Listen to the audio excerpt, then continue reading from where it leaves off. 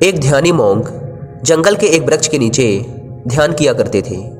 वे रोज एक लकड़हारे को लकड़ियां काट कर ले जाते देखते। एक दिन उन्होंने उस लकड़हारे को रोककर कहा, सुन भाई, दिन भर लकड़ी काटता है, 2 जून की रोटी भी जुट नहीं पाती। तू जरा आगे क्यों नहीं जाता? वहाँ आगे चंदन के वृक्षों का जंगल है। एक दिन काट लेगा तो 7 दिन के खाने की व्यवस्था हो जाएगी। गरीब लकड़हारे को विश्वास नहीं हुआ, क्योंकि वह तो सोचता था कि जितना वह जंगल को जानता है और कौन जान सकता है। जंगल में लकड़ियां काटते काटते ही तो उसकी जिंदगी बीती है। यह साधु यहाँ बैठा रहता है इस वृक्ष के नीचे। इसको क्या खाक पता होगा कि जंगल में आगे क्या है? मानने का मन तो ना हुआ, लेकिन फिर सोचा कि नुकसान ही क्या है, कौन जाने ठीक ही कहता हो। फिर झूठ कहेगा भी क्यों? शांत आदमी मालूम पड़ता है, मस्त आदमी मालूम पड़ता है। कभी बोला भी नहीं इसके पहले। एक बार प्रयोग करके देखने में क्या जाता है।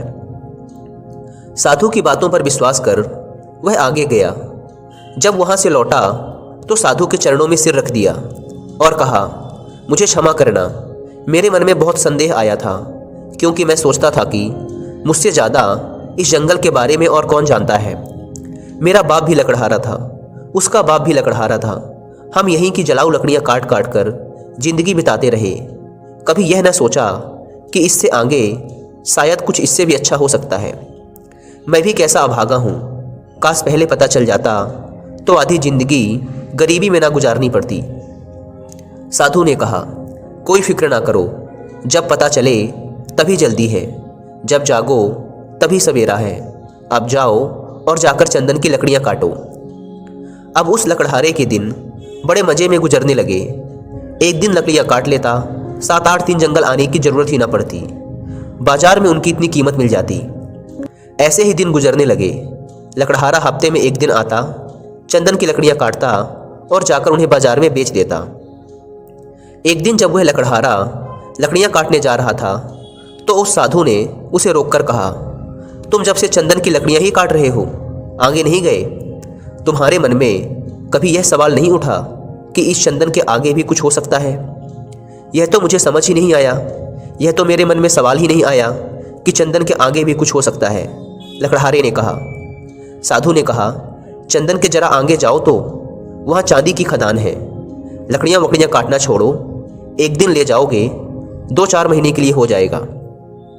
अब तो वह साधु पर भरोसा करने लगा था। बिना कुछ सोचे वह भागा। वहाँ जाकर देखा तो सचमुच चांदी की खदान थी। वह खुशी से उछलने लगा। अब तो वह 4-5 महीने में एक बार आता, चांदी लेता और अगले 4-5 महीने आराम से रहता। ऐसे ही कुछ साल गुजर गए। एक दिन जब वह चांदी लेने जंगल जा रहा था तो वह साधु उसे फिर उसी पेड़ के नीचे बैठा मिला। उस साधु ने लकड़हारे से कहा, अभी भी तुम चांदी ही ला रहे हो? थोड़ा और आगे जाओ, वहाँ सोने की खदानें हैं। जब वह लकड़हारा चांदी की खदानों से कुछ मील आगे गया तो देखा कि वहाँ सचमुच सोने की खदानें थी। इतना सोना जो उसकी पूरी जिंदगी बदल सकता था। मोंग मिला जो कि एक पेड़ के नीचे बैठकर ध्यान कर रहा था। जब उस ध्यानी मोंग ने लकड़हारे को सोने की खान की ओर जाते देखा तो बोला, तुम कभी जागोगे कि नहीं कि मुझे ही तुम्हें हर बार जगाना पड़ेगा? तुझे खुद अपनी तरफ से सवाल नहीं उठते? मन में जिज्ञासा नहीं उठती कि आगे जाकर देख लूं और क्या है? लकड़हारे ने कहा, मैं भी मंद बुद्धि, मुझे यह सवाल ही ना आया। मैं तो समझा कि सोने से बड़ा और क्या हो सकता है, बस यही आखिरी चीज़ रही होगी। साधु ने कहा, अरे भोले इंसान, सोने की खानों से आगे जा, तुझे वहाँ हीरे की खदानें मिलेंगी। जब वह लकड़हारा जाकर देखता है तो उसे अपनी आंखों पर भरोसा नहीं होता। वहाँ सचमुच हीरे की खदानें थी। अब तो लकड़हारा एक बार हीरे ले जाता और कई सालों बाद वापस जंगल में आता। समय के साथ वह लकड़हारा बूढ़ा हो गया।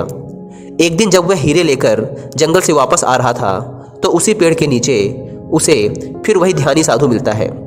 साधु ने कहा, अरे ना समझ, अब तू हीरो में ही रुक गया। अब तो उस लकड़हारे को भी बड़ी अकड़ आ गई थी। बड़ा धनी भी हो गया था, महल खड़े कर लिए थे। उसने कहा, अब छोड़ो, अब तो मुझे परेशान ना करो। अब हीरे के आगे भला और क्या हो सकता है? उस मोंग ने कहा, हीरो के आगे मैं हूँ। तुझे यह कभी ख्याल नहीं आया कि यह आदमी मस्त यहाँ बैठा है, जिसे पता है हीरो की खदान का वह हीरे नहीं भर रहा। इसको हीरो से भी आगे, हीरो से भी बड़ा और बहुमूल्य कुछ मिल गया होगा, तभी ये यहाँ निश्चिंत पेड़ के नीचे बैठा रहता है। तुझे यह कभी विचार नहीं आया? उस साधु की बात सुन वह सेठ रोने लगता है और उस ध्यानी मोंग के पैर पकड़ लेता है और कहता है, मैं भी कैसा मूर्ख हूँ जो यह देख ही नहीं पाया कि जिसने यह सभी सोने चांदी हीरे जवाहरात छोड़ दिए, उसके पास जरूर इन हीरे जवाहरात से भी बड़ा कोई धन होगा। मेरे मन में यह ख्याल ही ना आया।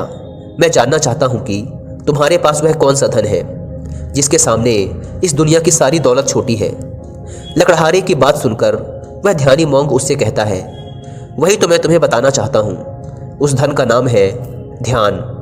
लकड़हारे ने कहा, लेकिन मुझे तो ध्यान करना आता ही नहीं। साधु ने कहा, ध्यान करना बहुत सरल है। बाहर का धन तो बहुत इकट्ठा कर लिया, अब जरा भीतर की ओर मुड़ जाओ, आराम से बैठ जाओ और देखो कि तुम्हारे भीतर क्या चल रहा है। अगर कोई अनुभव हो तो उसे पकड़े मत रहो, बस देखो। हो सकता है तुम्हें परमात्मा मिले, लेकिन तुम्हें उन्हें भी नहीं पकड़ना। तब तक देखते रहो जब तक कि सभी अनुभव, सभी विचार शांत ना हो जाए। पर ध्यान रहे, जबरदस्ती किसी भी अनुभव या विचार को खत्म करने का प्रयास कभी मत करना। जब कोई अनुभव ना रहेगा, कोई विचार ना रहेगा, तब तुम निर्विकल्प समाधि में रहोगे। तब न दृष्ट बचेगा और ना ही दृष्टा, केवल शून्य होगा, और उस शून्य में ही जलता है बोध का दिया।